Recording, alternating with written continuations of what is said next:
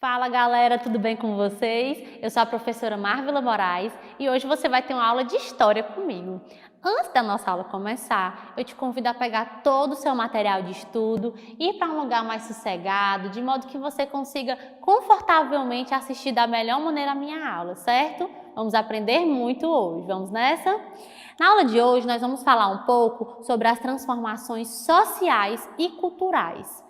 Olha esses dois nomes, sociais e culturais. Dentro disso eu vou ter sociedade e cultura, muito bem.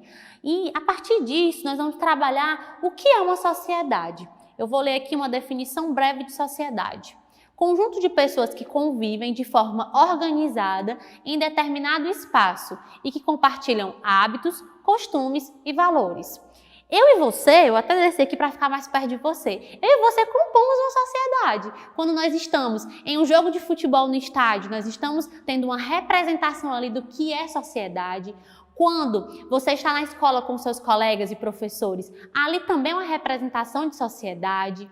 Eu coloquei até ali uma imagem de uma sala de aula. Quando você está em sala de aula com a sua professora, seus colegas, você precisa de quê ali?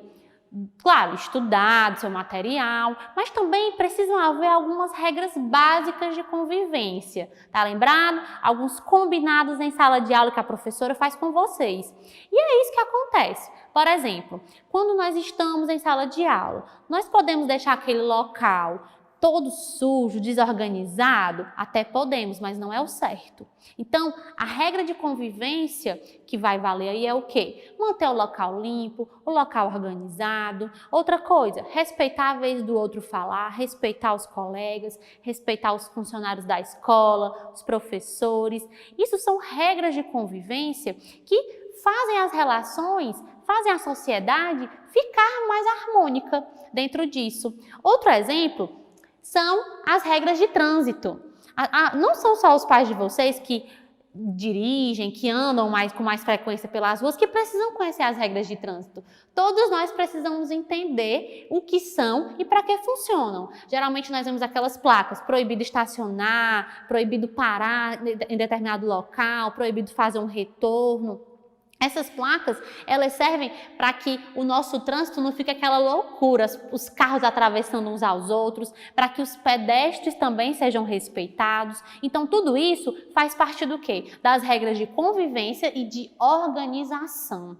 Nossa sociedade, ela é isso. Ela é uma estrutura. Ela é feita por pessoas, mas essas pessoas também precisam viver de modo organizado. Existe uma sociedade sem organização? Não tem como, porque senão as pessoas não se respeitariam e elas não entrariam em consenso, por exemplo, quando eu falo da questão do voto, né, a democracia, tudo isso nós vamos ver lá em geografia. Mas desde já é para você entendendo que tudo isso aqui funciona como uma espécie de estrutura.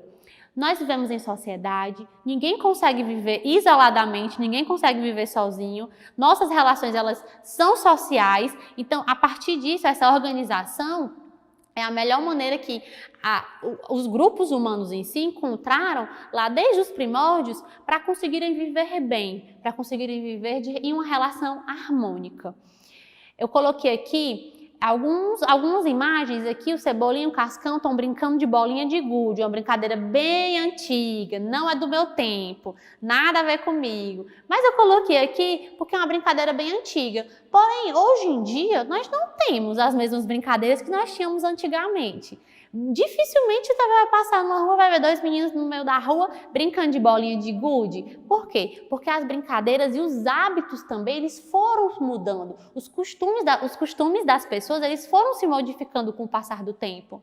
Aqui eu coloquei uma imagem do futebol, algo que representa, uma imagem representativa do futebol. Por quê? Porque o futebol, ele faz parte sim dos hábitos e costumes que nós temos até hoje. Uma sociedade, ela é composta por isso: regras de convivência, organização, hábitos e costumes, mas também uma sociedade que tem essa representação através das mudanças e das permanências, coisas que existiam antigamente e que com o passar do tempo não existem mais. Um exemplo que eu coloquei aqui foi a questão do uso do telefone público.